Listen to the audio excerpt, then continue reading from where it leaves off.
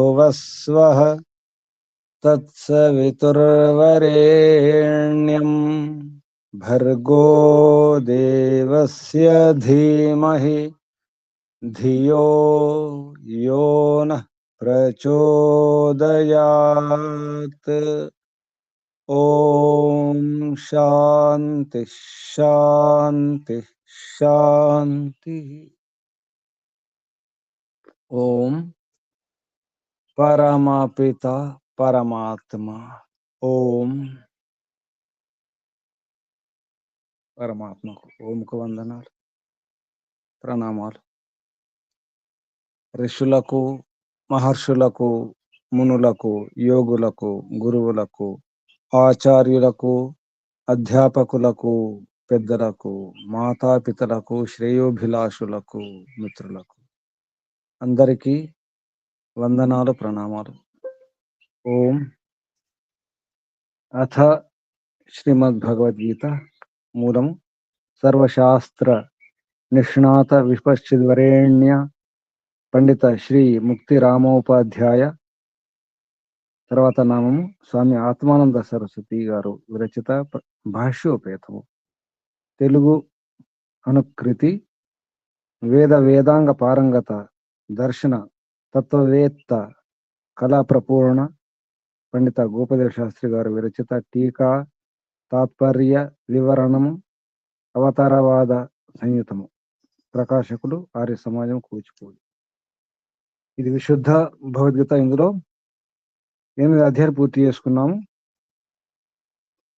కర్మయోగం ప్రవృత్తికి ముఖ్య కారణం. ఎందుకు ప్రవృత్తి కలుగుతుంది, దాని కారణం ఏమిటి, గుణాలు, ఆ గుణాలు అలా కలగడానికి కారణం ఆత్మలో విద్య లేకపోవడం, సరైన జ్ఞానము, ఆనుభవిక జ్ఞానం లేకపోవడం, తత్వజ్ఞానం లేకపోవడం అని అర్థం చేసుకున్నాం. రజగుణం తమగుణం సత్వగుణాల యొక్క ప్రభావాల వల్ల, వాటి అధికారం వల్ల, ఆధిక్యత వల్ల మనకు తెలియకుండానే ఎన్నో చేస్తాం. మనకు స్పృహ ఉండదు, అంటే సోయి ఉండదు. స్పృహ లేకుండానే మనకు తెలియకుండా అన్ని జరుగుతున్నట్టు అనిపిస్తుంది. మనకి ఇష్టం లేకుండా కూడా, మనకు కోరకుండా, మనకి ఇష్టం లేకుండా, ఇచ్చగించకుండా, అనిచ్ఛన్నపి ఇష్టం లేకుండా ఏదో జరిగిపోతున్నా ఎవరు నడిపిస్తున్నారు, అది భగవంతుడు అయితే కాదు, మరి ఎవరు నడిపిస్తున్నారంటే ఈ దయ్యాలు, ఈ శత్రువులు, గుణాలు. గుణాల ప్రభావంతో మనకు కామ క్రోధ లోభ మోహ ఈర్ష్య ద్వేషాలు అసూయలు అన్నీ కలుగుతున్నాయి. ఒకసారి ఏడుస్తున్నాం కూడా, తెలియకుండా ఏడు చేస్తాం, కారణం తెలియదు. అప్పుడు కూడా గుణాలు పనిచేస్తాయి. దుఃఖాల కారణం రజోగుణం కూడా. కేవలం కామం క్రోధమే కాదు, ఏడుస్తున్నామంటే కూడా ఏడుపు, దాని వెనుక రజోగుణం ఉంటుంది. ఇటువంటి ఎన్నో జరుగుతుంటాయి. తర్వాత ఎందుకు ఏడిచామో తెలియదు, ఎందుకు ఏడుపు వచ్చిందో తెలియదు. ఒకసారి మోహంతో కూడా ఏడుస్తాం, తమ గుణంతో, బుద్ధి పనిచేయక, అజ్ఞానంతో. రాగంతో కూడా ఏడుస్తాం. మనం ఏమనుకుంటాం, నేనే ఏడుస్తున్నాను అనుకుంటాం, నేనే చేస్తున్నాను, నేనే అనుకుంటున్నాను, ఇలా ఎందుకు చేసినాను, అది ఎందుకు చేసినాను. చేసింది ఎవరు? గుణాలు. కానీ గుణాలు నడిపించింది ఎవరు? చివరికి నేనే. నేను సరిగా నడిపించలేకపోయినాను నా గుర్రాలను, నా సేవకులను, నా జీతగాలను, నా బానిసలను. బానిసలు చెప్పినట్టు యజమాని వింటున్నాడు ఆత్మ. అలా జరుగుతుంది. కర్మ, ఏ కర్మ చేయాలి? ఒకసారి చేయకుండా కూడా ఉండాలి, ఆగాల్సి వస్తుంది, మౌనంగా ఉండాల్సి వస్తుంది. ఆగాలి, సహనం, సహనం, ఓపిక ఉండాలి. చేయకూడదు. ఏ కర్మ చేయకుండా ఉండాలి, కర్మ చేయాలి. కొన్ని కర్మలు సన్యాసం చేయాలి, విడిచిపెట్టాలి. కర్మ సన్యాసం కూడా అవసరమే. ఫలాపేక్ష లేక చేసే కర్మలు కొన్ని ఉంటాయి. ఫలం ఆశించకుండా కర్మలు చేయాలి. ఫలం ఆశించి కూడా కర్మలు చేయకూడదు. ఒక్కోసారి ఒకసారి విరుద్ధ కర్మలు చేస్తాం, వికర్మలు కూడా చేస్తాం. తెలిసి కూడా చేస్తాం, తెలియకుండా చేస్తాం. ఈ వికర్మలు ఎందుకు చేయాలి, అకర్మలు ఎందుకు చేయాలి, ఎందుకు చేయకుండా ఉండాలి, కర్మ సన్యాసం ఎందుకు చేయాలి, అసలు కర్మ ఫలం పని చేసి కూడా ఎందుకు ఫలం ఆశించకూడదు? పని చేసినాము, శ్రమించినాము, కష్టపడ్డాం, ఎందుకు ఆశించకూడదు? ఫలం ఆశించకూడదు. ఎందుకు ఆశించకూడదు? ఆశిస్తే ఏమవుతుంది? ఆశించి చేస్తే ఏమవుతుంది? ఫలం ఆశించి, ఫలం ఆశించకుండా చేస్తే ఏమవుతుంది? ఫలం ఆశించి కూడా చేయకుండా ఉండాలి. మళ్ళీ కర్మ వికర్మ కుకర్మలు కూడా ఉంటాయి, చెడ్డ కర్మలు కూడా ఉంటాయి, సుకర్మలు ఉంటాయి. ఈ కర్మల గురించి కర్మరాశి గురించి పెద్ద విచిత్రంగా ఉంటుంది. కాబట్టి కర్మల గురించి విశుద్ధ భగవద్గీతలో అన్ని అధ్యాయుల పేరు సామాన్యంగా చాలా అధ్యాయుల పేరు కర్మయోగం చెప్తున్నారు. ఎన్నో అధ్యాయులకు ఇదే పేరు పెట్టినారు, కానీ కింద మళ్ళీ శీర్షిక బ్రాకెట్లో వేరే వేరు మార్చడం జరిగింది. గోపతి గారి గురువారు స్వామి ఆత్మానంద సరస్వతి గారు. ఇది విషయం.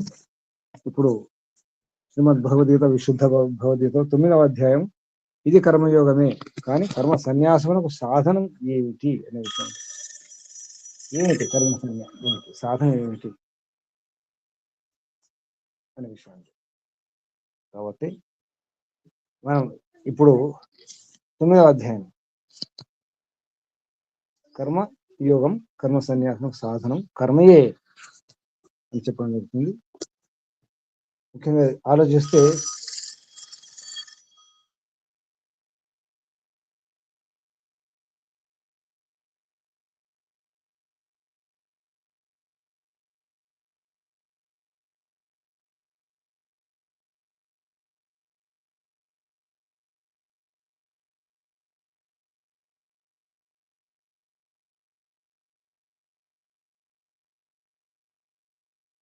ఇది వాడుకలో వ్యవహారం ఉన్నటువంటి భగవద్గీతలో 4వ అధ్యాయంలో శ్లోకాలు కిం కర్మ కిం అకర్మ అనే శ్లోకంతో, అంటే ఇందులో మనం గమనిస్తే ఆరంభంలో శ్లోకాలు ప్రక్షిప్తం అని చెప్పడం జరిగింది. 4వ అధ్యాయంలో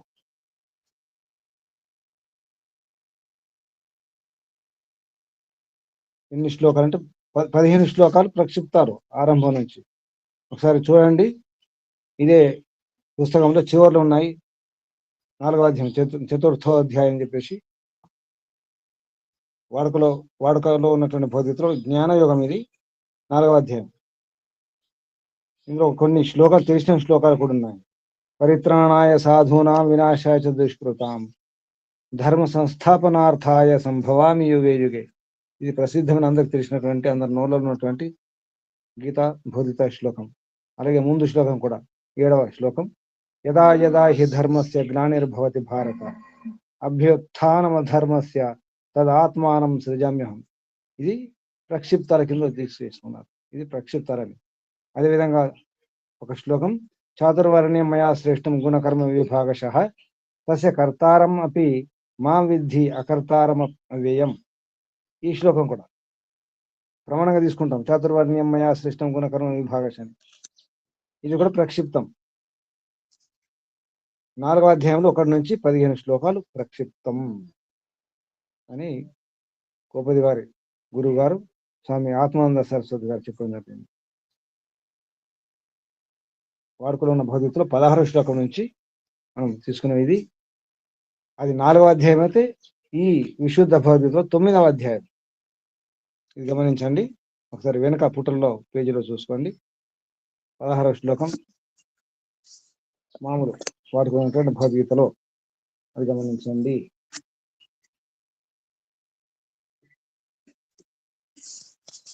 చూసారా? చూసుకున్నారు? ఒకసారి చూసుకోండి. 9వ అధ్యాయం సారం సంగతి చదువుతారు. సారము సంగతి చదవండి ఎవరైనా. ప్రభు గారు, ఇంకా ఎవరైనా? కృష్ణారావు గారు. కృష్ణారావు గారు 9వ అధ్యాయం సారం. కృష్ణుడు పంచమోధ్యాయమున కర్మసన్యాసం అవశ్యమని చెప్పి ఉన్నాడు.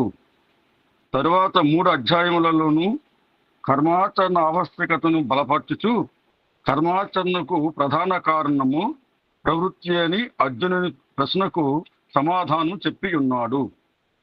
అందువలన ఇప్పుడు కర్మత్యాగము చేసి కర్మ సన్యాసము చేయజాలని పక్షమున అందులకు వేరుండు ఉపాయం కలదా లేదా అని ప్రశ్న ఉదయించును.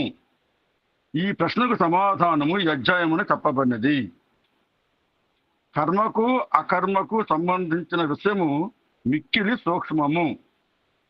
వానిలో గల భేదమును గుర్తించుట కఠినము.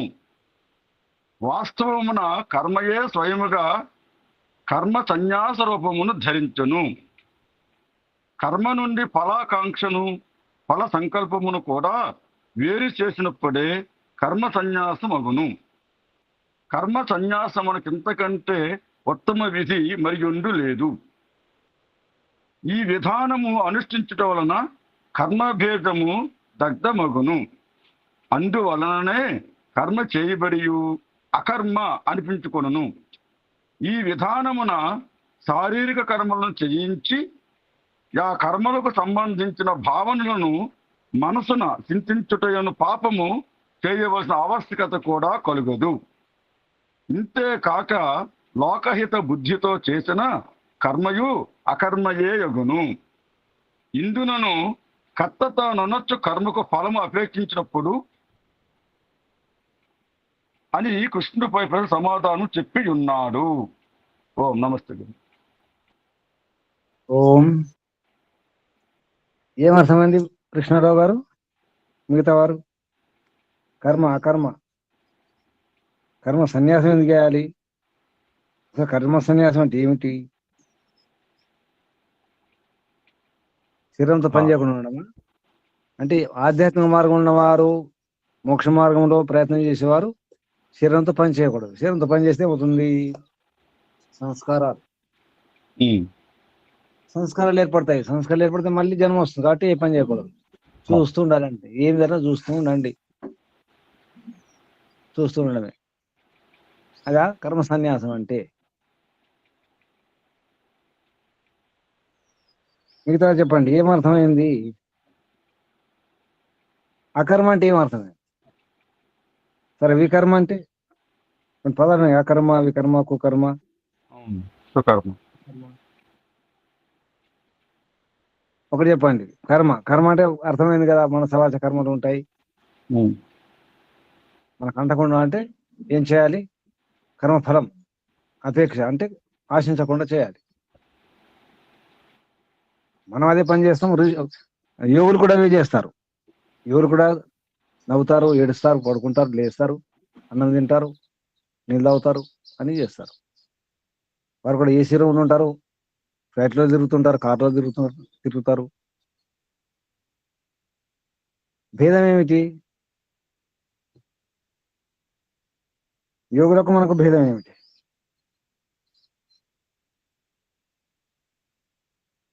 తెలియాలి. ఈ విషయం చాలా స్పష్టంగా తెలియాలి. లేకపోతే ఏమన్నారు, మామూలు వ్యక్తులు ఏ విధంగా సంపాదిస్తారో మిగతా కూడా సంపాదించాల్సిందే. సాధారణ మానవులు ఏం పని చేస్తున్నారు, ఎలా సంపాదించుకుంటున్నారు? వీరు కూడా వ్యాపారాలు చేయవచ్చు. ఆధ్యాత్మికంగా ఉన్నవారు కూడా మంచివారు. మరి వారి వ్యాపారానికి వీరి వ్యాపారానికి భేదం ఉందా లేదా? సంపాదించకండి, సంపాదించే వాళ్ళందరూ పాపాత్ములు అని కాదు కదా. చెప్పండి, అకర్మ అంటే ఏమిటి? చదివేగారు ఇంతవరకు చదవడం అయిపోయింది కదా. అకర్మ అంటే ఏమిటి? లోకహిత బుద్ధితో చేసిన కర్మ అకర్మే అవుతుందని చెప్పబడింది గురించి. అది అకర్మ అంటే ఏమనిపించింది? ధర్మం అధర్మం లాగా, న్యాయం అన్యాయం అనిపించింది కదా. అకర్మ అంటే చెడ్డ అనిపించిందా లేదా? మరి కుకర్మ అంటే చెడ్డ కర్మ. సుకర్మ అంటే మంచి కర్మలు. అవి కూడా ఫలాపేక్ష లేకుండా చేయాలి. అప్పుడే అది కర్మ అకర్మ అవుతుందని అన్నారు. వికర్మ అంటే వికర్మ. ఇంకా చెప్పండి, వికర్మ అంటే ఏంటి? విపరీతంగా చేసే కర్మ, వికృతంగా చేసే కర్మ, వికృతంగా చేసే కర్మ. ఎలా చేయాలో చేయకుండా విరుద్ధంగా. ఏంటి విరుద్ధము, వికృతము, విపరీతము? అవి కూడా మనం చేస్తున్నాం. వికర్మలు కూడా చేస్తున్నాం. చేసే విధానంగా చేయకుండా, ఆ పద్ధతి పాటించకుండా, ఆ క్రమం పాటించకుండా దాన్ని వికృతి చేసి, వికారం చేసేసి విరుద్ధంగా చేస్తాం. అది వికర్మలు. తెలియాలి, విరుద్ధం చేయడం కుట్రతో కాదు, పాపం చేయని ఉద్దేశంతో కాదు. తెలియక, క్రమం తెలియక, విధానం తెలియక, పద్ధతి తెలియక నియమాలు అర్థం కాక ఏదో చేసేస్తాం, అది ఏదో అవుతుంది. మరి కర్మ ఏమిటి, అకర్మ ఏమిటి, అసలు ఏమిటి ఈ విషయంలో తికమక, చాలా తికమక, గందరగోళం, అర్థం కాదు. ఎవరికి అర్థం కాదు? మీకా మాకా ఎవరికి అర్థమవుతుందా? అందరికి అర్థమవుతుందా స్పష్టంగా? ఏది కర్మనో, ఏది సుకర్మనో, ఏది కుకర్మనో, వికర్మనో, అకర్మనో తెలుస్తుందా? మాకు అర్థం కాకనే తెలిస్తే హాయిగా ఉంటుంది. నిజానికి సందేహం ఉండదు, అందులో సంకోచం ఉండదు, లజ్జ ఉండదు, సిగ్గు అనిపించదు, నిర్భయంగా చేస్తాం, నిశ్చింతగా చేస్తాం. అది బాగుంటుంది కర్మ. ఎప్పుడైతే సంకోచం లేకుండా, ఏ లజ్జ లేకుండా, ఏ భయం లేకుండా, నిశ్చింతగా, నిరభ్యంతరంగా, నిర్భయంగా చేస్తామో ఆ కర్మ ఫలిస్తుంది కూడా.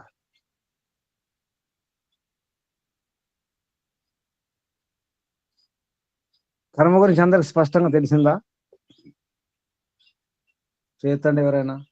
నాకు స్పష్టంగా తెలిసింది కర్మ గురించి, ఎటువంటి సందేహం లేదు, నేను ఏం చేయాలో ఏం చేయకూడదో తెలిసిపోయింది అనేవారు ఉన్నారు ఎవరైనా? నాకు తెలిసిపోయిన కర్మ గురించి అనేవారు. గురుజీ శబ్ద జ్ఞానం వరకు అయితే తెలిసింది గురుజీ. శబ్ద జ్ఞానం వరకు కూడా తెలిసిందా? అంతవరకు వచ్చిందా? అంటే ఇప్పుడు అంతవరకు కూడా రాలేదు ఇంకా. ఊరికే వింటున్నాం కానీ అది కూడా ఇంకా స్పష్టత లేదు. శాబ్దిక జ్ఞానం కూడా స్పష్టంగా లేదు. అటువంటప్పుడు మనం ఎలా నిర్భయంగా, నిరభ్యంతరంగా, నిశ్చింతగా, నిస్సంకోచంగా పని చేయగలుగుతాం? ఏమో అవునో కాదో, ఇది సరైన పద్ధతి అవునో కాదో, ఒక్కోసారి నేను ప్రశ్న అడుగుతుంటే సమాధానం అవునో కాదో ఇక్కడ సందేహం కలుగుతుంది. ఏమంటారు గురువు గారు, ఇది సరైన సమాధానం అవునో కాదో, అక్కడ సంకోచమే, అక్కడ భయమే. తప్పు ఒప్పు సమాధానం చెప్పే ప్రయత్నం చేయాలి. అంటే నాకు తెలిసింది గొప్పలు అనుకోలేదు, నాకు తెలిసింది ఇది నేను చెప్పేస్తున్నాను, తప్పు కావచ్చు, ఒప్పు కావచ్చు, ఎవరైనా నవ్వచ్చు, నవ్వకపోవచ్చు, నవ్వకపోని సంబంధం ఏంటి? అర్థం కాకపోవచ్చు, తెలిసిన సమాధానం చెబుతున్నాం కదా, భయం ఎందుకు? ఇటువంటి సంకోచం మీకే కాదు, నాకే కాదు, అందరికీ ఉంటుంది. ఎవరికి ఉంటుంది? చూడండి, కవయాహ లోకంలో వచ్చింది. కవయాహ కవయో అపి అత్ర మోహితాహ. కవులే అంటే విద్వాంసులే, తెలిసిన వారి బుద్ధిమంతులు కూడా మోహితులైపోతున్నారు, భ్రాంతులైపోతున్నారు, అయిపోయినారు. మోహిత అంటే అయిపోయారు, భ్రాంతులు అయిపోయినారు, మోహితులు అయిపోయినారు. మోహితాహ అపి కూడా, వారు కూడా, అత్ర ఇక్కడ, ఎక్కడ, ఇక్కడెక్కడ, కిం కర్మ కిం అకర్మ ఇది, ఈ విషయంలో ఏది కర్మో ఏది అకర్మో తెలియక తికమక. తే కర్మ ప్రవక్ష్యామి యజ్ఞాత్వ అంటే యత్, యద్ యజ్ఞాత్వ అంటే యత్ జ్ఞాత్వ మోక్షసే అశుభాత్, అశుభాత్ మోక్షసే. ఇది ఇది స్పష్టంగా తెలిస్తే అశుభాల నుండి మనం ముక్తి లభిస్తుంది. అశుభం అంటే పాపము నుండి, అశుభాత్ పాపము నుండి, అశుభం నుండి, మోక్షసే ముక్తిని పొందుతావు. తత్ కర్మ తే ప్రవక్ష్యం, ఆ కర్మ గురించి తే నీకు ప్రవక్ష్యామి చెబుతాను, వినుకో అర్జున. అంటే అప్పుడు ఏది శుభమో ఏది అశుభం తెలిసినప్పుడు శుభకర్మలు చేస్తాం. ముందు తెలియలే కదా, స్పష్టంగా తెలియాలి మనకు. శ్లోకం చూడండి, 1వ శ్లోకం. ఏమైనా అర్థమవుతుంది ఆ కర్మ గురించి? ఇంకా మోహితులైపోతున్నారా? ఇంకా భ్రాంతులైపోతున్నారా? స్పష్టమవుతుందా? భ్రాంతి పెరుగుతుందా కర్మ గురించి? అడగండి లేకపోతే మధ్యలో. భ్రాంతి తరుగుతుంది గురుజీ. భ్రాంతి తరుగుతుందా? తరుగుతుంది గురుజీ. అరిగిపోతలేదా? భ్రాంతి అరిగిందా?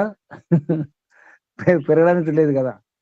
నాకు సందేహం కలుగుతుంది, మీకేమైనా భ్రాంతి పెంచుతున్నానేమో అని కర్మల గురించి. ఎందుకంటే అన్ని రకాల శబ్దాలు చెబుతూ శబ్దజాలం, శబ్దం అనే వలలు, శబ్దమైన వలల్లో చిక్కుకుపోతున్నారు ఇవని శబ్దజాలం. కొంచెం జాగ్రత్త వినండి. ఎక్కడ అలా అనిపిస్తే చెప్పండి, ఎందుకంటే రకరకాల శబ్దాలు వస్తాయి ఇందులో. కిం కర్మ కిం అకర్మ రెండే పదాలు వచ్చినాయి. మనం ఇంకొకటి పదాలు చెప్పుకున్నాం, కుకర్మని వికర్మని సుకర్మని చెప్పుకున్నాం కదా. ఇక్కడ మాత్రం రెండే, కిం కర్మ కిం అకర్మ ఇది కవయో అపి అత్ర మోహితా తత్తే కర్మ ప్రవక్ష్యామి యజ్ఞాత్వా మోక్షసే అశుభాత్. తెలుగు అర్థం చెప్పండి. ఎవరు కొత్తవారు? నాగేశ్వరయ్య గారు చెప్పండి 1వ శ్లోకం. భలే నాగేశ్వరయ్య గారు పుస్తకం భాగ్యలక్ష్మమ్మ గారు, మజ్జి భాగ్యలక్ష్మమ్మ గారు, ఇంకెవరైనా కొత్తవారు ఎవరున్నారు? నాగేశ్వరయ్య గారు ఉన్న పుస్తకం ఉందా? గురుగారు కర్మ చెప్పండి 1వ శ్లోకం. కిం కర్మ కిం కర్మ ఏది, అకర్మ కిం అకర్మ ఏది ఇది అత్ర ఈ విషయమున కవయుః కవయః అపి కవయః కవయః అపి విద్వాంసులు కూడా మోహితాః భ్రాంతులైరి యత్ జ్ఞాత్వా ఏది తెలుసుకొని అశుభాత్ మోక్షసే పాపము నుండి ముక్తుడవగుదువో తత్కర్మతే ప్రవక్ష్యామి ఆ కర్మ నీకు చెప్పుదును. తాత్పర్యం: అర్జున, కర్మ అకర్మ అననేమో తెలుసుకొన జాలక విద్వాంసులను భ్రమపడుదురు. కావున నీకు కర్మను గురించి చెప్పేదను. అది తెలుసుకొని నీవు చెడుగు నుండి విడివడగలవు, శుభం ఆచరింపగలవు. నమస్తే గురుగారు. శుభం. ఇది ఎవరు చేయాలి? మనం పెద్దలము పిల్లలు చెప్పాలి, ఇది నేర్పించాలి. తెలిసిన వారు తెలియని వారికి చెప్పాలి. విద్వాంసులు గురువులు కూడా ఇలా ప్రచారం చేయాలి, చెప్పాలి. ఇది అవసరం ఉంది. చాలా అవసరం ఉంది. ఈ పని చేస్తున్నారా ఇంట్లో? ఇది చాలా అవసరం ఉంది. ఈ పని ఎవరు చేస్తున్నారు? ఎవరైనా చేస్తున్నారా? ఈ పని ఎవరైనా చేస్తున్నారా? ఏది మంచి పని, ఏది చెడు పని, ఏది శుభము, ఏది అశుభము పిల్లలు చేయాలి. అప్పుడు పిల్లలు ఏం చేస్తారు? చెడు అంటే తెలిసి ఉండాలి వారికి. ఇది చెడు, ఇది మంచి, ఇది లాభం, ఇది కాదు, ఇది ప్రమాదం, ఇది హాని, ఇది కీడు, ఇది బాగుంటుంది, ఇది బాగుండదు. కొన్ని చెప్తున్నాం, మరి అలా అనుకోకండి, నిరాశ చెందకండి. ఏం చెబుతున్నాం కదా, నిస్సంకోచంగా చెప్పండి. చెప్తున్నారు లేదా? పెద్దవాళ్ళు చెప్తారు కదా, ఎంతో కొంత చెప్తున్నాం. ఎందుకు చెప్పారు? అందరు చెప్తారు, ప్రతి ఒక్కరు చెప్తారు. అమ్మలు, అమ్మమ్మలు, నానమ్మలు, తాతయ్యలు, వారు వీరు, విద్యాలయాల్లో గురువులు, ఉపాధ్యాయులు చెబుతారు. ఎందుకు చెప్పరు? కానీ ఇంకా స్పష్టంగా చెప్పాలి. ఎందుకంటున్నానంటే ఈ మాట, మనం చెబుతున్నామని ఎందుకు ప్రశ్న వచ్చే సందేహం కలిగింది నాకంటే, మనం మన ధర్మం గురించి స్పష్టంగా చెబుతున్నామా? మన ధర్మం గురించి, మన ఏది ధర్మము, మన ధర్మం ఏది, మన విషయం ఏంటి, మన గొప్పతనం ఏంటి, మన సంస్కృతి, సభ్యత, మన జీవన విధానం ఏది చెప్పకపోవడం వల్ల ఏమవుతున్నారు మన పిల్లలు? ఏమవుతున్నారు? మనం చెప్పట్లేదు. ఎందుకు చెప్పట్లేదు అంటే, కొంత వయసు వచ్చిన తర్వాత ముందేమో చిన్నపిల్లలు అనుకుంటాం, తర్వాత ఏమనుకుంటాం? స్కూల్కి వెళ్తున్నారు కదా, హోంవర్క్ ఎక్కువైపోయింది, అది ఎక్కువైపోయింది, ఇది ఎక్కువైపోయింది, ఇంకా పడుకొనివ్వండి, ఆడుకొనివ్వండి, తర్వాత చెప్పొచ్చులే. ఒక వయసు వచ్చిన తర్వాత ఏమర్థం అవుతుంది? చిన్న వయసే కదా, ఇప్పుడు టైం లేదు. ఇక కొన్ని రోజుల తర్వాత అసలు టైమే ఉండదు, మన దగ్గరే ఉండరు, ఎక్కడో పారిపోతారు, ఎక్కడో వెళ్ళిపోతారు. అప్పుడు ఇంకేం చెప్తాం? అప్పుడు అంటాం పెరిగిపోయారండి, చెప్పలేకపోయామండి. అసలు మనం పరిచయం చేస్తున్నామా? పరిచయం చేస్తున్నాము కాదు, పరిచయం చేయాలని అనిపిస్తుందా మనకు? అసలు ఆలోచన కలిగిందా మనకు? మన పిల్లలకు ఇదంతా పరిచయం చేయాలి, మనకు తెలిసిన ధర్మం గురించి. కనీసం మన ధర్మం ఇది అని పరిచయం చేశారా?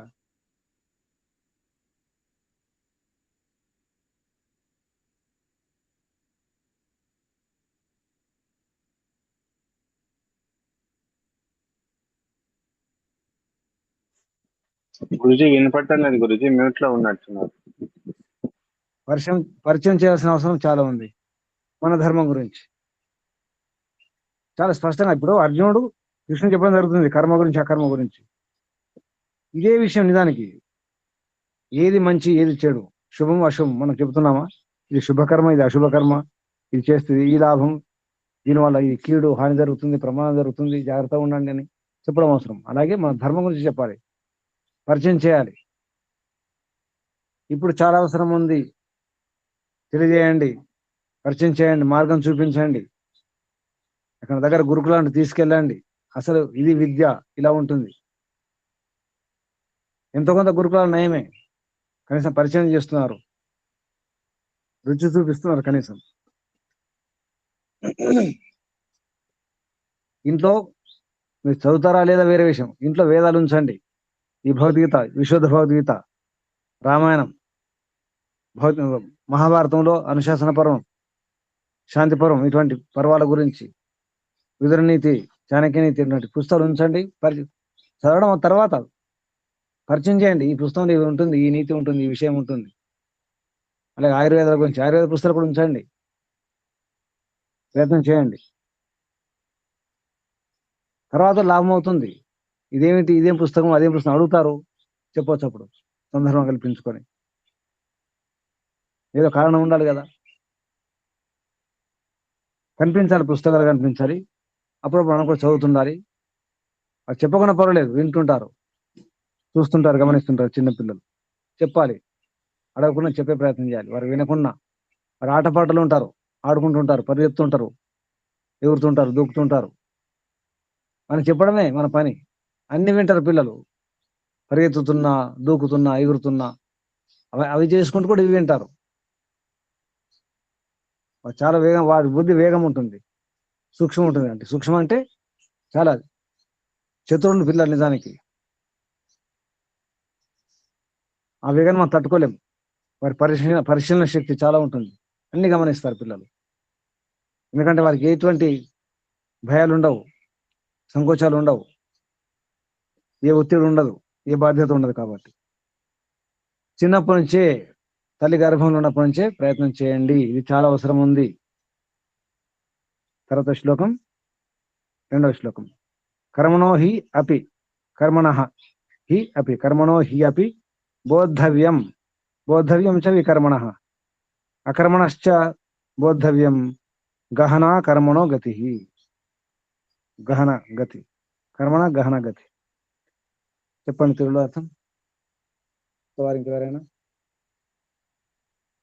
ఎవరున్నారు? సత్యరావు బొల్లా, సత్యరావు గారు పుస్తకం ఉందా? సత్యరావు గారు, ఐశ్వర్యమ్మ గారు, రెండవ శ్లోకం. కర్మణో అపి ఓం గురుజీ. కర్మణో హి అపి బోద్ధవ్యం, రెండవ శ్లోకం. హి నిశ్చితముగా, కర్మణః అపి బోద్ధవ్యం, కర్మయోగ సారము కూడా నెరవవలయును. వికర్మః చ బోద్ధవ్యం, విరుద్ధ కర్మ సారము కూడా నెరవవలయును. అకర్మః చ అపి బోద్ధవ్యం, కర్మ సన్యాస అకర్మణః చ అపి బోద్ధవ్యం, కర్మ సన్యాస సారము కూడా తెలుసుకొనవలసినది. కారణమేమన కర్మణః గతి గహన, కర్మకు సంబంధించిన జ్ఞానము గంభీరమైనది. తాత్పర్యము కర్మ, వికర్మ, అకర్మ అని కర్మ మువ్విధములు, దాని జ్ఞానము సులభము కాదు. ఓం గురుజీ. అక్కడ అర్థంలో తెలుసుకోవలసిన దా ఉంది, తెలుసుకోవలసిన ది రాసుకోండి. కొత్త పుస్తకాలు, కొత్త పుస్తకం ఉన్నవారు చూసుకోండి. దొరికిందా? ఉండాలి, తెలుసుకోవాల్సిన దే ఉంటే అర్థం వస్తుంది. కర్మ సన్యాసారం కూడా తెలుసుకోవాల్సిన దే దీర్ఘం. పాత పుస్తకాలు సరిగ్గా ఉంది, చూసుకోండి. ఏమర్థమైంది? కర్మ, వికర్మ, అకర్మ. కర్మ ఎన్ని రకాలు గుర్తుంచుకోండి. కర్మ ఎన్ని రకాలు? కర్మ, వికర్మ, అకర్మ. శ్లోకం ఇచ్చారు కదా. 3 కర్మ రకాలు. కర్మణ అపి. హి అంటే నిశ్చయంగా. కర్మణో హి అపి. హి అపి. హి అంటే నిశ్చయంగా. కర్మణ అపి బోద్ధవ్యం. కర్మయోగ సారం కూడా బోధన అంటే తెలియజేయాలి. ఇక్కడ అవగాహన కలిగించాలని అర్థం. ఇక్కడ ఎరగవలయును అంటే అవగాహన కలిగించాలి, బోధపరచాలి, అండర్స్టాండ్ చేయించాలి. బోద్ధవ్యం. వికర్మణ చ బోద్ధవ్యం. మీరేమన్నా కర్మణ అన్నాడు అంటే అది కర్మ గురించి మాత్రమే. వికర్మణ చ బోద్ధవ్యం. విరుద్ధ కర్మల గురించి కూడా. విరుద్ధ కర్మల యొక్క స్థానం ఏం జరుగుతుంది? విరుద్ధ కర్మలు చేస్తే, మంచి కర్మలు చేస్తే ఏమవుతుంది? అలాగే అకర్మణ చ అపి బోద్ధవ్యం. అకర్మ అంటే ఇక్కడ మన స్వార్థం కోసం కాకుండా లోకహితం కొరకు చేసే కర్మలు.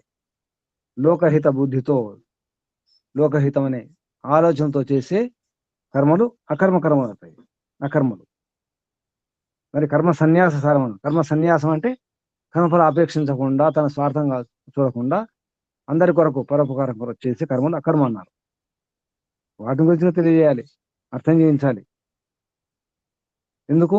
కర్మణ గతి గహన. ఈ కర్మకు సంబంధించిన జ్ఞానము, గతి అంటే జ్ఞానం. ఇక్కడ కర్మకు సంబంధించిన విషయము, గతి గహన, చాలా గంభీరమైనది, చాలా లోతైనది, రహస్యమైనది, చాలా లోతుగా ఉంటుంది. కర్మల గురించి లోతుగా ఉంటుందని ఎవరు అంటున్నారు? కర్మ గురించి ఎవరు తెలియజేస్తున్నారు? కృష్ణుడు తెలియజేస్తుంది. కృష్ణుడు అర్జునుడు తెలియజేస్తున్నాడు.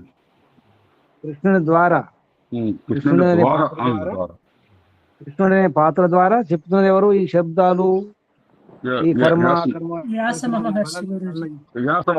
మహర్షి నిజానికి ఆ పాత్రల ద్వారా ఆ సందర్భాన్ని తీసుకుని వ్యాస మహర్షి ఇది అంటే ఇదంతా కృష్ణుడు చెప్పినట్టు కాదు. బాగా గుర్తుంచుకోండి. ఇదంతా ఇంత చెప్పలేదు కృష్ణుడు. అక్కడ సమయం ఎంత ఉంటుంది నిజానికి? ఒక నాటకము రాసేటప్పుడు డైలాగ్ రైటర్ వేరే ఉంటాడు. ఇప్పుడు సినిమాలు ఉంటాయి కదా, సంభాషణలో రచయిత వేరే ఉంటాడు.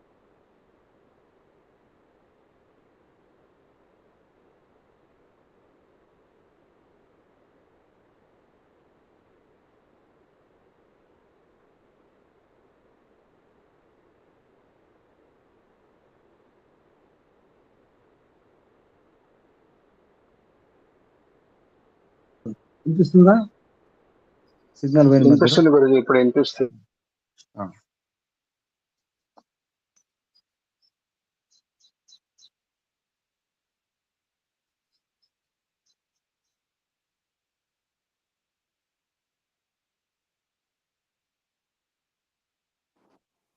వినపడడం లేదండి. గురుజీ మ్యూట్ లో ఉన్నారు. ఇప్పుడు వినిపిస్తాం మీకు? ఇక్కడ సిగ్నల్ పోయింది. వినిపిస్తుంది గురుజీ.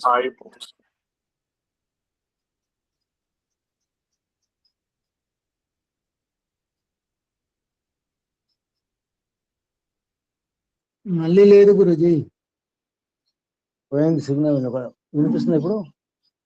ఇక్కడ సిగ్నల్ వైఫై పోయింది. ఒక నిమిషం ఆగండి అందరూ.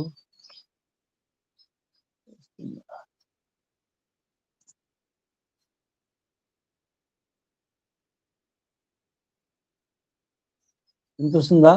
వచ్చిందా? వినిపిస్తుంది గురుజీ.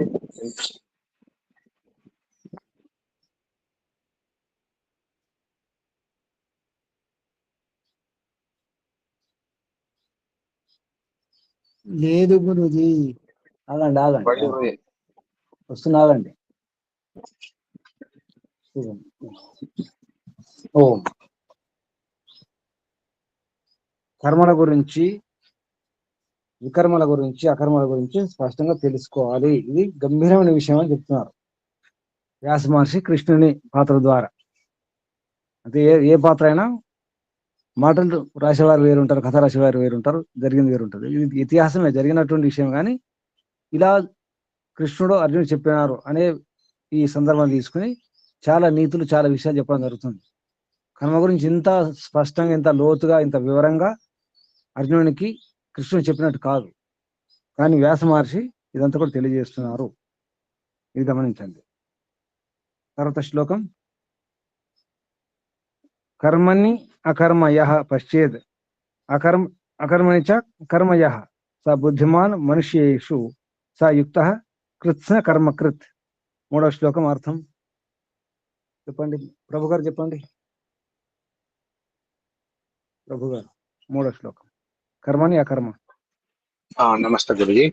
యహ ఎవడు కర్మని అకర్మ కర్మయోగమున కర్మ సన్యాసమును, యహ ఎవడు అకర్మని చ కర్మ సన్యాసమున కర్మయోగమును పశ్చేత్ చూచునో మనుష్యేషు మనుజులలో సహ వాడు యుక్త యోగి సహ బుద్ధిమాన్ వాడు బుద్ధిమంతుడు సహ కృత్సు కర్మ కృత్ అతడు సంపూర్ణ కర్మవాడు. తాత్పర్యం, కర్మలలో అకర్మలో కర్మను ఎరిగిన వాడు మనుషులలో బుద్ధిమంతుడు, అతడే యోగ మార్గం ఎరిగినవాడు, సమస్త కర్మలు చేయువాడు అగును. నమస్తే. ఎవరు కర్మలో అకర్మలో కర్మ తెలుసుకునేవాడు అంటే ఏమర్థమైంది? కర్మలో అకర్మ అంటే అర్థం కాలేదు, అసలు అర్థం కాలేదు. కర్మలో అకర్మ అకర్మలో కర్మని అకర్మ యా పశ్యత్, యా ఎవరైతే కర్మలో అకర్మ చూస్తాడు, పశ్యత్ అంటే తెలుసుకుంటాడు. ఫలాపేక్ష బుద్ధితో కాకుండా వాకేత బుద్ధితో చేసినటువంటి కర్మలో అకర్మ. చెప్పండి ఎవరైనా, మీకేమైనా అర్థమవుతుందా? కర్మలో అకర్మ, అకర్మలో కర్మ. గురూజీ, చెప్పండి. ఏదైతే విదిత కర్మలు అంటే కర్మలు ఉన్నాయో ఆ కర్మలు ఫలాపేక్ష లేకుండా లోకహితం కోసం చేసినప్పుడు అది అకర్మ అవుతుంది. నిష్కామ కర్మ చేస్తూ దాంట్లో చేస్తూ ఉండడం కర్మ అవుతుంది అని అర్థమైంది గురుజీ. ఇప్పుడు కర్మ చేస్తున్నాం, ఒకసారి మనం మన కోసం కర్మలు చేసుకుంటాం, మన కోసం కర్మలు చేస్తాం, కానీ అవి శుభకర్మలు చేస్తాం, పాపకర్మలు చేయం, పుణ్యకర్మలు చేస్తాం. సకామ కర్మలే కావాలి, సకామ కర్మలే, కానీ పాపకర్మ చేయట్లేదు. ధర్మపూర్వకంగానే సంపాదించుకున్నాం, ధర్మపూర్వకంగానే అనుభవిస్తున్నాం, తప్పులేదు. అది అకర్మ తన కొరకు కాదు, పరుల కొరకు చేస్తాం. అక్కడ కూడా మన పేరు కోసం, ప్రతిష్ట కోసం కాదు, అది కూడా పేరు కోసం చేసేవాళ్ళు ఉంటారు. పరోపకారం, లోకహితం, అది అకర్మ. లోకహితం చేసే ఆ కర్మలో కూడా అందులో మన స్వార్థం చూసుకోకూడదు. ఇంతకుముందు సకామ కర్మ ఉంది కదా, సకామ కర్మ అకర్మ. సకామ కర్మ అంటే ఏంటి? అది కర్మ అంతే. అప్పుడు కూడా ఫలాపేక్ష ఉండకూడదు. నాకు ఇది చేస్తే ఇంత లాభం వస్తుంది, ఇది జరుగుతుంది, అది జరుగుతుంది, ఏమి ఉండకూడదు. లోకం కోసం చేసేటప్పుడు కూడా అంతే, లోకహితం కోసం చేసి దాంట్లో మన స్వార్థం కొందరు చూస్తారు, అక్కడ కూడా మన స్వార్థం ఉండాలి. అంటే పరార్థంలో స్వార్థం కొందరు అంటుంటారు, పరార్థంలో స్వార్థం ఉండాలి, స్వార్థంలో పరార్థం ఉండాలని చెప్పేసి. స్వార్థంలో పరార్థం కూడా ఉంటుంది, అంటే స్వార్థం పేరు కోసం చేస్తారు, అది పరహితం కోసం చేస్తారు. ఇవి ఉండకుండా అట్లా చేస్తే వాడు యోగ మార్గం ఎదిగినవాడు అవుతాడు. వాడు ఇక్కడ బుద్ధిమంతుడు అంటే వివేకవంతుడు, వివేక జ్ఞానం గల వాడు, అతడు యోగ మార్గం ఎదిగినవాడు. సమస్త కర్మ చేయొచ్చు, అప్పుడు అన్ని కర్మలు చేయొచ్చు. అన్ని కర్మ అంటే పాపకర్మలు కాదు, అంటే లోకహితం చేయొచ్చు, అంటే కర్మ చేయొచ్చు, అకర్మ చేయొచ్చు. మరి వికర్మ అంటే ఏమిటి? మూడవది వికర్మ అంటే ఏమిటి? విరుద్ధ కర్మ, వికృత కర్మ, విరుద్ధ కర్మ, విపరీత కర్మ, వేరే రకం చేయడం అనమాట. ఇది గమనించండి. ఈ అధ్యాయంలో 9వ అధ్యాయంలో మొత్తం 8 శ్లోకాలు తీసుకున్నారు. మొత్తం 8 శ్లోకాలు 42 శ్లోకాలు ఉన్నాయి. నిజానికి 4వ అధ్యాయం అది. అంటే మామూలుగా వ్యవహారం ఉన్నటువంటి భౌతికతలో 4వ అధ్యాయంలో మొత్తం శ్లోకాలు 42. 42 శ్లోకాల నుంచి 8 శ్లోకాలు మాత్రం తీసుకున్నారు, మిగతా కూడా ప్రక్షిప్తాలే. ఎన్నో శ్లోకాలు తెలిసిన శ్లోకాలు ఉన్నాయి. బ్రహ్మార్పణం బ్రహ్మ అవి బ్రహ్మ అగ్నౌ బ్రహ్మణ హూతం బ్రహ్మణ ఆహుతం బ్రహ్మైవతే గంతవ్యం తేన గంతవ్యం బ్రహ్మకర్మ సమాధిన. ఇది భోజనం చేసేటప్పుడు చెబుతారు. ఇటువంటి శ్లోకాలు ఎన్నో తెలిసిన శ్లోకాలు ఎన్నో ఉన్నాయి, అయినప్పుడు కూడా ప్రక్షిప్తాల కింద తీసేసుకున్నారు. ఎన్నో విషయాలు ఉన్నాయి. ఈ ద్రవ్యయజ్ఞం గురించి, తపోయజ్ఞం, యోగ యజ్ఞం అని, తర్వాత ప్రాణాయామం గురించి కూడా, ప్రాణాపానం గురించి కూడా ఉంది. యజ్ఞాశిష్ట అమృత భుజో అంటే తెలిసిన శ్లోకాలు కొన్ని తీసుకున్నారు. ఇక ప్రక్షిప్తాల కింద తీసేయడం జరిగింది. నిజానికి 4వ అధ్యాయమే, మనం 4వ అధ్యాయంలో ఉన్నాం ఇంకా, కానీ ఎన్నో అధ్యాయాలు ప్రక్షిప్తాలు ఉన్నాయి, అవి తీసేయడం జరిగింది. ఇది కర్మ గురించి స్పష్టంగా ఉందా? అడగండి, అయిపోతే చెప్పండి, ఇప్పుడే చెప్పండి. కర్మ గురించి చెప్పండి, ఇంకా మిగతా వారు ఎవరైనా. కర్మ గురించి ముందే మొదటి శ్లోకం ఉన్నారు. ఏమన్నారు? కవయో అపి అత్ర మోహిత. కవులు, తెలిసిన వారు, విద్వాంసులు, బుద్ధిమంతులు కూడా ఈ విషయంలో మోహితై ఉన్నారు, భ్రాంతులై ఉన్నారు. కిం కర్మ కిం అకర్మ ఈ విషయంలో అన్నాం. కాబట్టి మనకు కూడా ఈ తికమక ఉంటుంది, గందరగోళం. ఇప్పుడు చెప్పండి, ఇప్పుడు కర్మ అకర్మ, కర్మలో అకర్మలో కర్మను ఎరిగిన వాడు, మనుషులలో బుద్ధిమంతుడు అతడే యోగ మార్గం ఎరిగిన వాడు అన్నారు. యోగ మార్గం ఎవరు? కర్మలో అకర్మలో కర్మను. చెప్పండి రమాదేవి గారు, అమ్మా చెప్పండి.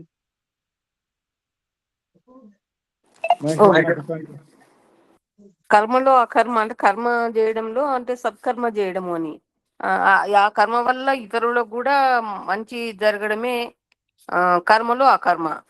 ఈ రెండు తెలవడమే బుద్ధిమంతుడి యొక్క లక్షణము అని. అంటే కర్మలో అకర్మలో కర్మను అంటే ఏంటి? కర్మ చేస్తున్నాం కానీ అకర్మను తెలుసుకోవాలి. అందులో అకర్మనే కానీ కర్మను తెలుసుకోవాలి. అకర్మ అంటే ఏంటి? లోకహితం కొరకు చేసే కర్మ. లోకహితం కొరకు చేసే కర్మలో కర్మ అంటే మనం చేస్తున్న కర్మ లోకహితం కొరకు చేస్తే ఆ లోకహితం కర్మ మనకు కూడా పనిచేస్తుంది అని. అంటే లోకహితమే కానీ అందులో ఒక కండిషన్ ఉంది. పేరు కోసం, ప్రతిష్ట కోసం ఏ ఆశ లేకుండా, ఫలాపేక్ష లేకుండా చేయాలి. అప్పుడే అంటే కర్మ బీజం దగ్ధము కావాలి. మనం కనుక ఏదో ఒకటి ఆశించి పేరు అంటే కనీసం చరిత్ర, ఇప్పుడు పేరు కాదు, చరిత్రలో నా పేరు ఉండాలనుకోవడం కూడా తప్పు.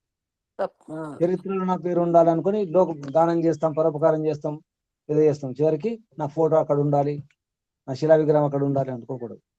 కనీసం పుస్తకంలో నా ఫోటో, నా పేరు ఉండాలి అనుకోకూడదు. నేను అనేది లేకుండా ఉండాలి. అకర్మ అంటే అది. అందులో మన కర్మను చూసుకోవాలి. అంటే అందరు బాగున్నప్పుడు మనం బాగుంటాం కదా. ఊరందరు బాగున్నారు అంటే ఊరందరి హితం కొరకు ఉంటే మనం దాంట్లో ఉన్నట్టే. ఆ కర్మలో కర్మను చూడాలి, కర్మలో అకర్మ. మళ్ళీ మన కోసం మనం పని చేసుకుంటున్నాం, మన భోజనం మనం అన్ని చేసుకోవాలి. మన భోజనం మనం చేసుకుంటున్నాం, వంట చేసుకుంటున్నాం, కానీ ఇతరులు కూడా పెట్టాలి కదా. మన భోజనమే, మన కష్టార్జితమే, మన సుఖం కొరకు మనం చేసుకుంటున్నాం, కానీ పంచాల్సి వస్తుంది. అప్పుడు కూడా మళ్ళీ ఏమో ఇది నాది అనే భావన ఉండకూడదు, అక్కడ పేరు ప్రతిష్ట ఉండకూడదు. మరి తర్వాత ఇంక వారు ఏమైనా ఇవ్వాలి, తర్వాత ఇవ్వాలి, భవిష్యత్తులో చేయాలి అనుకోకూడదు. అంతేందుకు పిల్లల్ని పెంచుతున్నామా, పిల్లల్ని అంటున్నామా, పిల్లల్ని కానీ పెంచినాం కదా, ఏం ఆశిస్తాం? వృద్ధాప్యంలో వాళ్ళు చేయాలి, కాపాడాలి అని అనుకుంటాం కదా. అది కూడా ఉండకూడదు. బాగా గుర్తుంచుకోండి. నా పిల్లలు, నేను కన్నాను, నేను పెంచినాను, ఇంత కష్టపడ్డాను, ఇంత త్యాగం చేసినాను, ఇంత శ్రమించినాను, ఏం వినట్లేదు, ఇది ఉండకూడదు. అసలు మనం ఏమనుకుంటున్నాం? మన పిల్లలు అనుకుంటున్నాం కదా. నిజంగా మన పిల్లలా? మనం పెంచినామా? మనమే కష్టపడ్డామా? ఒకరేమా?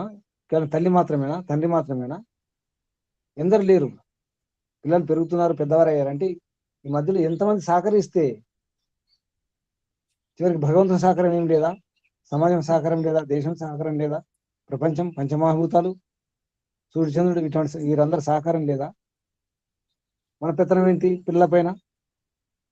అది కూడా ఉంటుంది మాకు. నా పిల్లలు నా ఇష్టం, కొట్టుకుంటా, తిట్టుకుంటా, ఇవన్నీ చేసుకుంటా, నా కొడుకు, నా కూతురు. అలాగే నా భార్య కొట్టుకుంటా, తిట్టుకుంటా, చంపుకుంటా. ఎవరిచ్చారు అధికారం?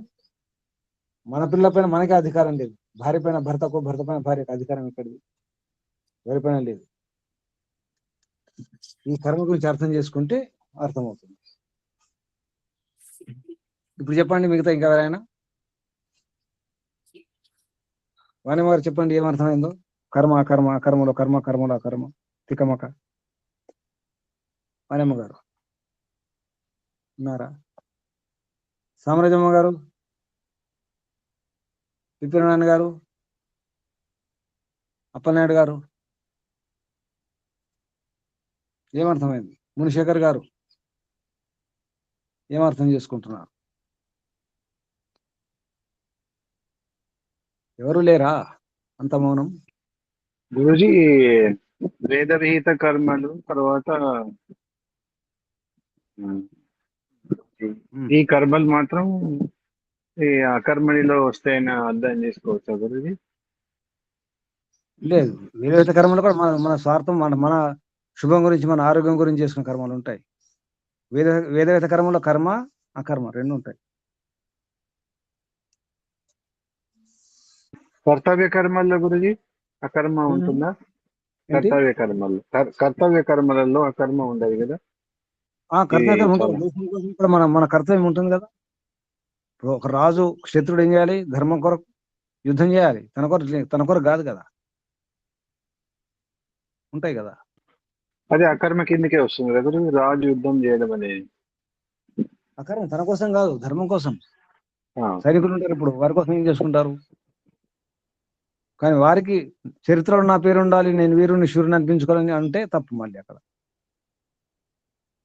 అంటే ఎదుటివాడు దండెత్తొచ్చినప్పుడు చేస్తే అది అధర్మ యుద్ధం అవుతుంది. లేదు రాజ్య విస్తరణకు చేస్తే అప్పుడు రాజ్య విస్తరణ కూడా ధర్మం కొరకు, ధర్మరక్షణ కొరకే. ఇప్పుడు ఒక దేశంలో అధర్మం జరుగుతుంది, ఆ రాజును తొలగించి, ఉదాహరణకు లంకలో రావణుడు, రామచంద్రుడు ఏం చేసినాడు? రావణ్ణి చంపి ఎవరిని కూర్చోబెట్టాడు అక్కడ? విభీషణుణ్ణి. తాను రాజు అక్కడ ఉండిపోలేదు కదా. విస్తరణ కోసం చేయొచ్చు. ఉద్దేశం ఏంటి? విస్తరణ ఉద్దేశం ధర్మరక్షణ ఉండాలి. దండితో వచ్చినప్పుడు చేస్తాను, వాడు కొడితే నేను కొడతాను, వాడు కొట్టకుండా కొట్టాను, అది కాదు. దొంగ ఇంకా రాలేదు, అంతా కూడా రాలేదు, కుట్ర తెలిసింది, అప్పుడు ఏం చేస్తారు? పోలీసు వాళ్ళు అరెస్ట్ చేస్తారు కదా. వాడు దొంగతనం చేస్తేనే, హత్య చేస్తేనే పట్టుకోవాలా? దొంగతనం చేయకముందే, హత్య చేయకముందే పట్టుకోవచ్చు కదా. సూక్ష్మంగా ఆలోచించండి.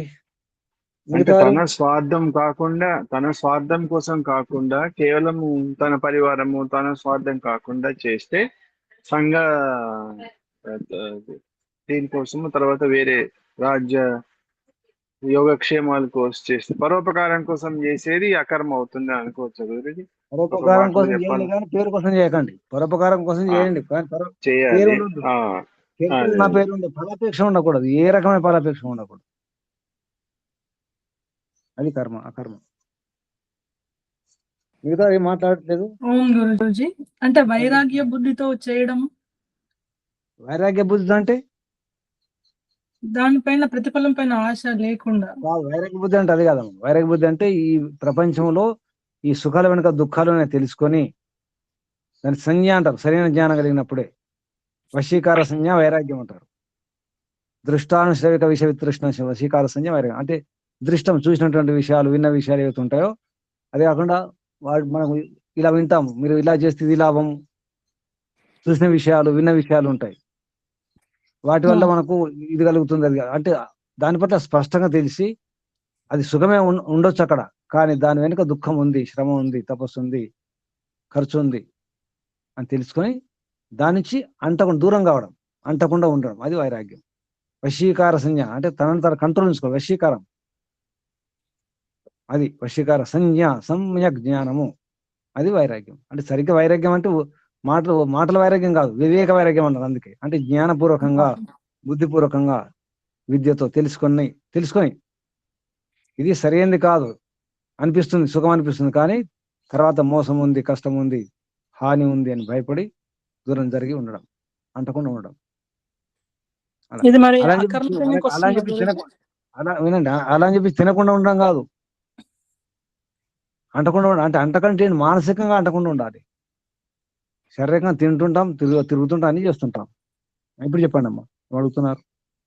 గురుజీ, అంటకుండా ఉండడం అంటే ఏదైనా మోహం పెంచుకోకపోవడం గురుజీ. మోహం పెంచుకోకూడదు, రాగం పెంచుకోకూడదు. మోహం లేదు, రాగం లేదు, ద్వేషం లేదు, ఏమీ లేదు. అక్కడ ఇది రాగం అకర్మ అంటాం. కిందకి వస్తుందా గురుజీ మరి? అకర్మ అది సంబంధం, ఇది వేరు. మళ్ళీ ఇది ఈ వైరాగ్యం వేరు, వివేక వైరాగ్యం ఇది వేరు. ఇవన్నీ కలగాలంటే శుద్ధ జ్ఞానం ఉండాలి.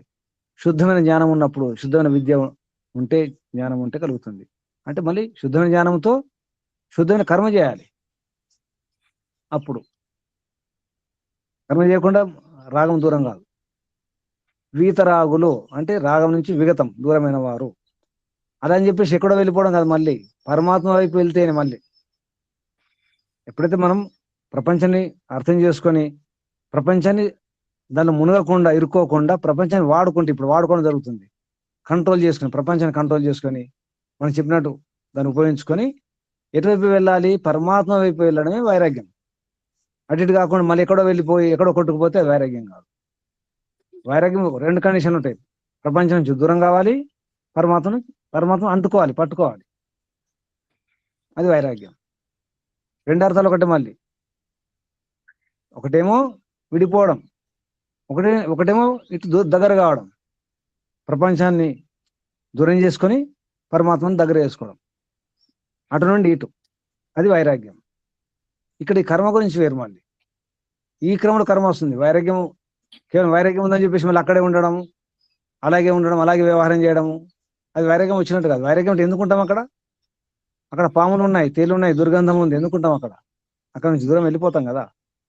అవును గురుజీ. దూరంగా వెళ్ళట్లేదు, మనం అక్కడే ఉంటున్నాం, అదే ఇంట్లో ఉంటున్నాం, అక్కడే ఉంటున్నాం, అలాగే మాట్లాడుతున్నాం, అలాగే తింటున్నాం, అదే మద్య మాంసాలు సేవిస్తున్నాం, అబద్ధాలు ఆడుతున్నాం, వైరాగ్యం వచ్చింది అంటున్నాం. జరుగుతుంది అదే.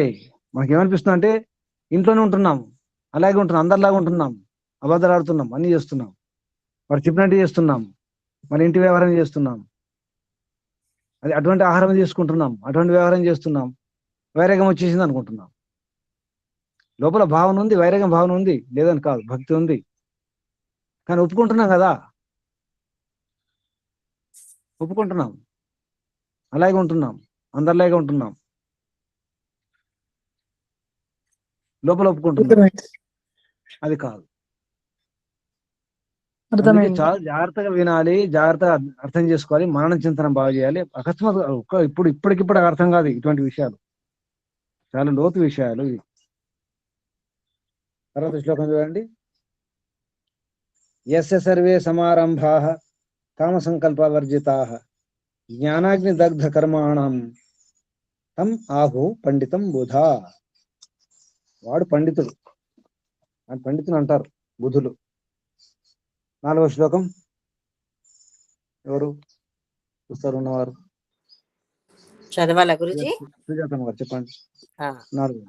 యస్య సర్వే సమారంభాః ఎవని సమస్త ప్రయత్నములు కామ సంకల్ప వర్జితాః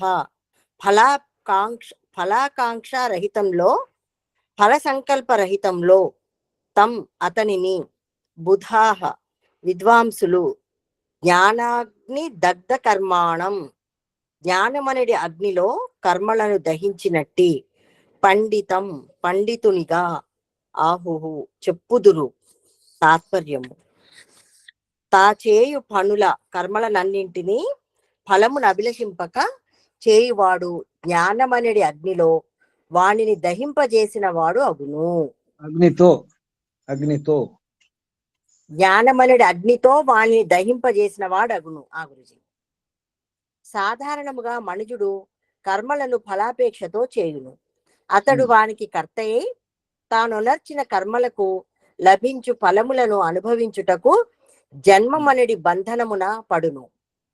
అది ఎరిగిన జ్ఞాని ఫలములను కోరక కర్తవ్య కర్మలు చేయును. ఫలములను అతడు అపేక్షింపడు. కావున వానిని అనుభవించుటకు శరీర బంధనము అతనికి కలుగదు. కాబట్టి ఫలాపేక్ష లేక చేయు కర్మలు తమ వలన కలుగు ఫలములను అనుభవింపనందున నిరర్ధకములగును.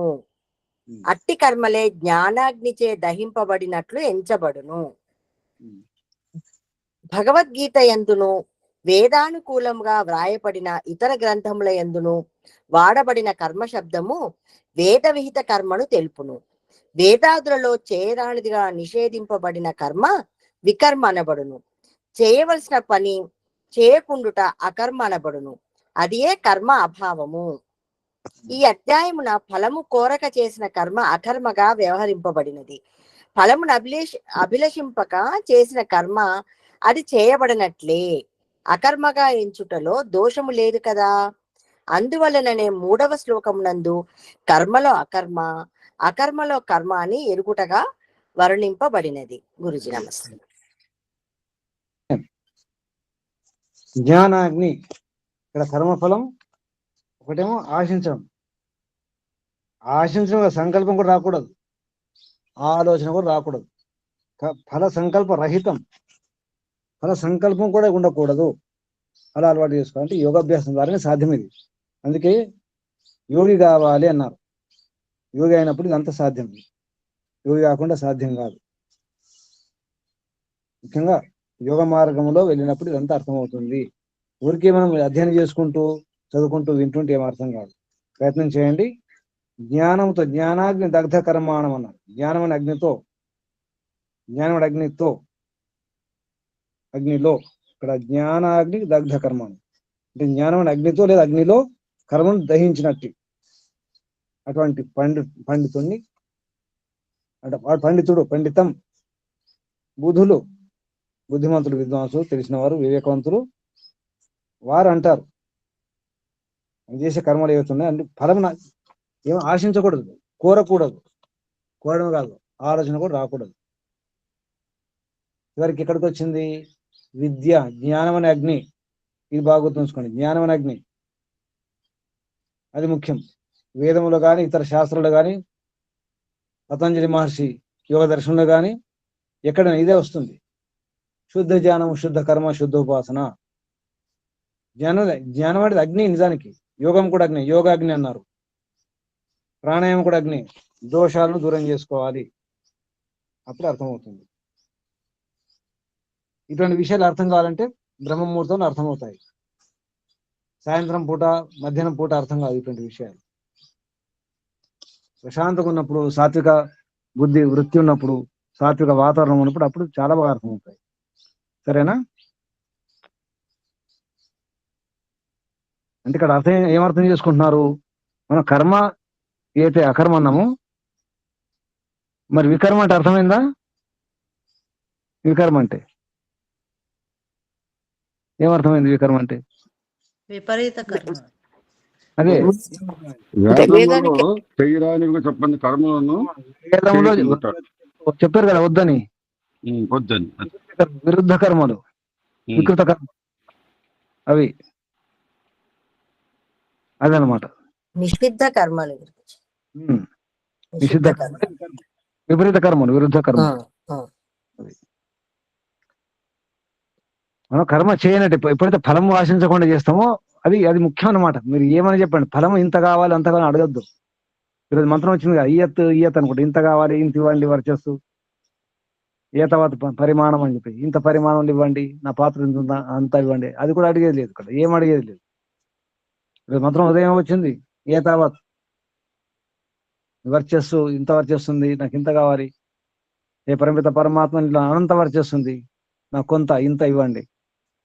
ఊర్కసి ఊర్జం మైది గుర్తుకొస్తున్నాయా? ఏం అడిగేది లేదు, ఏం చేసేది, పని చేసుకుంటూ వెళ్ళిపోవడమే. భగవంతుడు చెప్పినట్టు చేసుకుంటూ వెళ్ళిపోవడమే, సంబంధమే లేదు. అది 5వ శ్లోకం చూడండి.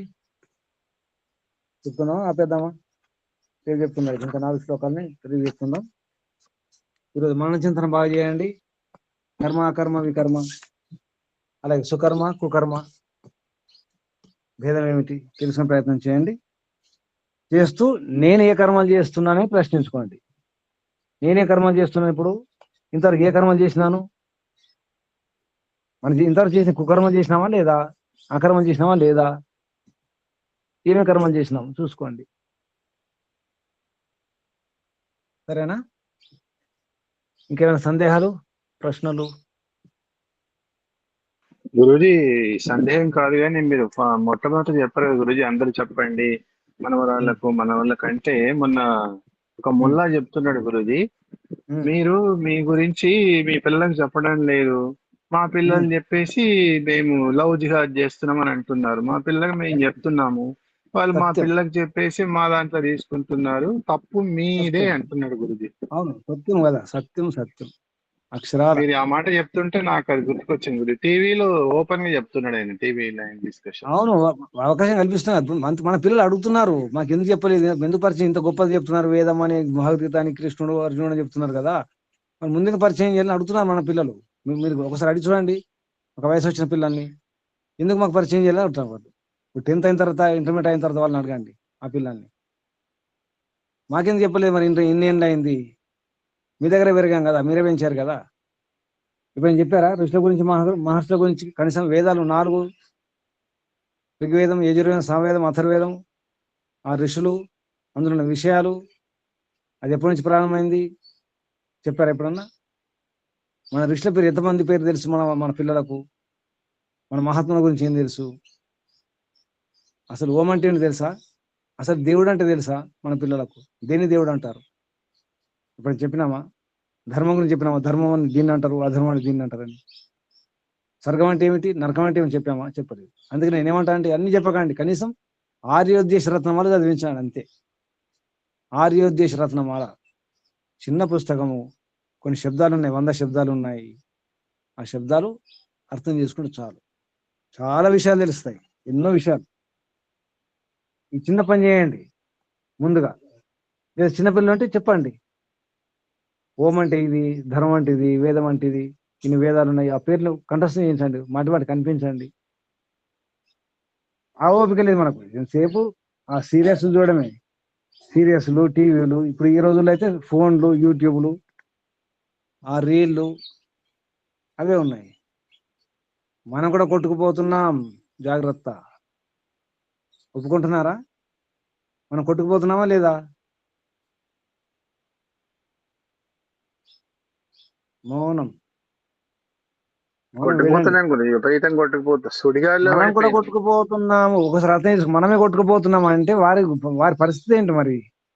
ఇంత తెలిసి, ఇంత అనుభవం ఉండి మనమే కొట్టుకుపోతున్నాం అంటే, నిగ్రహించుకునే శక్తి ఉంది, విషయం తెలుసు, వివేకం ఉంది, ఇది కాదు, ఇది అవును కాదు, చాలా విషయాలు తెలుసు మనకు, విన్నాం, అయినా కొట్టుకుపోతున్నాం కదా. మరి పిల్లలు అమాయకులు, వారికేం తెలుసు? మరి మనం ఏం నేర్పిస్తున్నాం? అసలు మన వద్ద సమయం ఉందా పిల్లలకు చెప్పడానికి? అంత టైం ఇస్తున్నామా? పిల్లలతో గడుపుతున్నామా? తాతలు కూడా గడపట్లేదు, అమ్మమ్మలు, నాన్నమ్మలు కూడా టైమే లేదు, అమ్మమ్మలకు, నాన్నమ్మలకు ఎవరికి టైం లేదు ఇప్పుడు, ఎవరికి టైం లేదు. తప్పదు, లవ్ జిహాద్ ఉంటుంది. ఒకటే జిహాద్ కాదు, ఎన్నో జిహాదులు ఉన్నాయి, రకరకాల జిహాదులు ఉన్నాయి. ఇప్పుడు మంచిగా వాడుకుంటున్నారు, అవకాశం కల్పిస్తాం మనమే. ఎవరికి హాని ఎవరు జరుగుతుంది? ఎవరు ఏడుస్తున్నారు? ఎందుకు ఏడుస్తున్నాం? ఇంకెన్నేళ్ళు ఏడుస్తారు? తెలిసి కూడా. మనది తోతారాట అంటారు. తోతారాట అంటే తెలుసా? చిలక పలుకులే. మనవి చిలక పలుకులు. ఇంకెన్నేనని ఇంతే, ఇలాగే అనుకుంటుంటాం, బాధపడుతుంటాం, చేస్తాం, ఒకరోజు అయిపోతుంది. శాంతి, పరమశాంతి. మోక్షం ఎక్కడ వస్తుంది? మనం చేస్తున్న వ్యవహారం భీష్ముని వ్యవహారం చేస్తున్నాం, అన్ని తెలిసి కూడా మౌనంగా తల వాల్చుకుంటాం అంతే. భీష్ముల మనం కదా, ఆ భీష్మ పితామహ ఇలా చేస్తే తెలియదు, కానీ మనం మాత్రం పక్కా భీష్మ పితామహులం. కనీసం తప్పు పని కూడా చెప్పట్లేదు, మన పిల్లలు కూడా చెప్పలేని పరిస్థితి, బయట ప్రపంచం, సమాజం తర్వాత మన పిల్ల మనమే చెప్పుకోలేని పరిస్థితి, అనలేని పరిస్థితి. ఎంత విడ్డూరం, శోచనీయం. ఏమనిపిస్తుంది? చాలా భయంకరమైన పరిస్థితి ఉంది, జాగ్రత్త. ఊరికే వినకండి,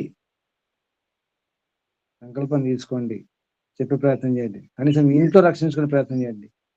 ఎవరు వింటారో ఎవరేమో తర్వాత విషయం, కనీసం చెప్పే ప్రయత్నం చేయండి. కనీసం అనుకోండి, చెప్పడం తర్వాత స్టెప్ అది. అనుకోండి, ఈరోజు అనుకోండి. అనుకుంటున్నారా? కనీసం అనుకుంటున్నారా లేదా? అనుకుంటున్నామండి.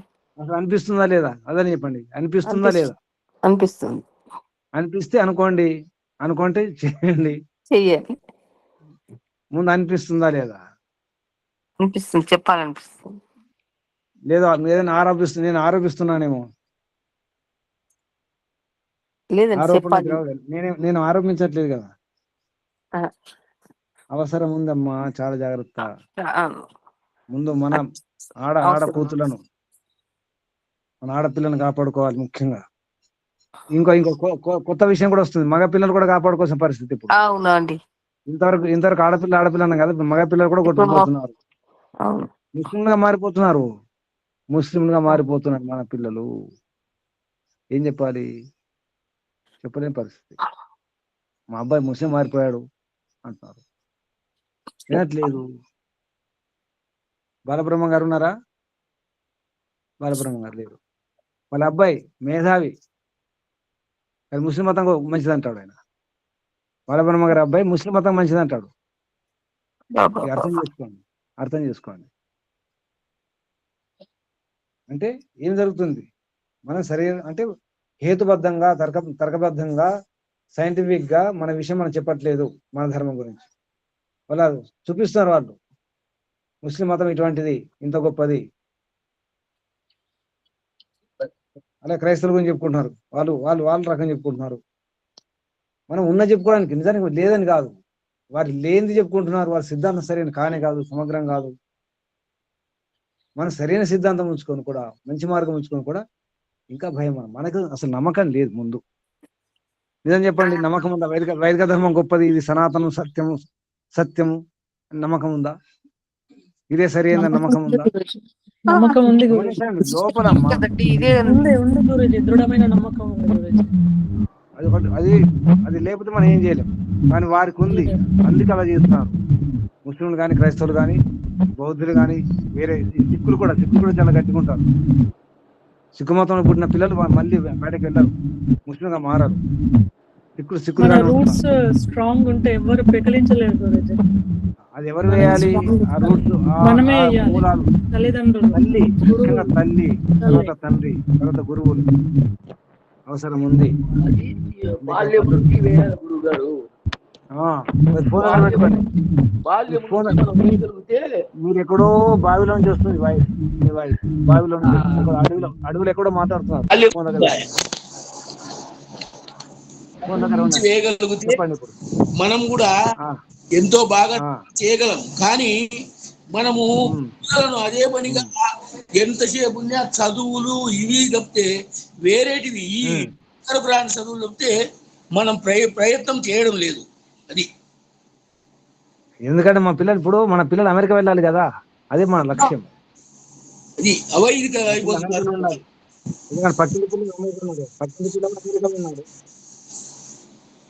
అది పోటీ, మన పోటీ అన్నమాట. ఇరుగు పొరుగు పోటీ పెట్టుకుంటే విరిగిపోవడం ఇంకేమి లేదు. ఇరుగు పొరుగు విరిగిపోతున్నాం. ఆ పోటీలు పెట్టుకోకండి. అసలు ప్రమాదం గమనించండి. ప్రమాదం హెచ్చరికలు వస్తున్నాయి. హెచ్చరికలు వస్తున్నాయి, జాగ్రత్త. ఏం చేస్తారో చేయండి, కానీ చేయండి. సంకల్పం తీసుకోండి, ప్రయత్నం చేయండి. యథాశక్తి, మీ శక్తిని బట్టి మీరు ప్రయత్నం చేయాలి. అవసరం ఉంది. చేయకపోతే పాపాత్మలం అయిపోతాం. జాగ్రత్త. ఇంకా ప్రశ్నలు, సందేహాలు ఏమైనా ఉన్నాయా? ముగించేద్దామా? శుభం. ఓం. ముందుగా కళ్ళు మూసుకోండి, ఆసనం మార్చుకోండి. ఒకసారి దీర్ఘ శ్వాస.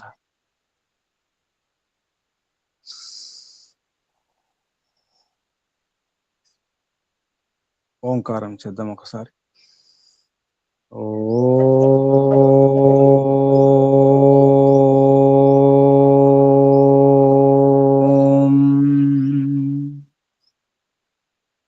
పరమపిత పరమాత్మ ఓంకు వందనాలు, ప్రణామాలు సమర్పిస్తూ ఋషులకు, మహర్షులకు, మునులకు, యోగులకు, గురువులకు, ఆచార్యులకు, అధ్యాపకులకు, పెద్దలకు, మాతాపితలకు, శ్రేయోభిలాషులకు, మిత్రులకు అందరికీ వందనాలు, ప్రణామాలు. అలాగే ఈ విశుద్ధ భౌతికతను అందించినటువంటి స్వామి ఆత్మానంద సరస్వతి గారికి, తెలుగు అనువాదం చేసినటువంటి పండిత గోపదేవ శాస్త్రి గారికి వందనాలు, ప్రణామాలు సమర్పిస్తూ మీ అందరూ కూడా పరమపిత పరమాత్మ శుభాశిస్సులు ఇంకా ధైర్యం సాహసం పెంచుకునే ప్రయత్నం చేస్తారని ఆశిస్తూ చేద్దాం. అందరికి అభివందనాలు. ఓం శుభం. సర్వేభ్యో నమో నమః. ఓం నమస్తే గురుజీ, ధన్యవాదాలు.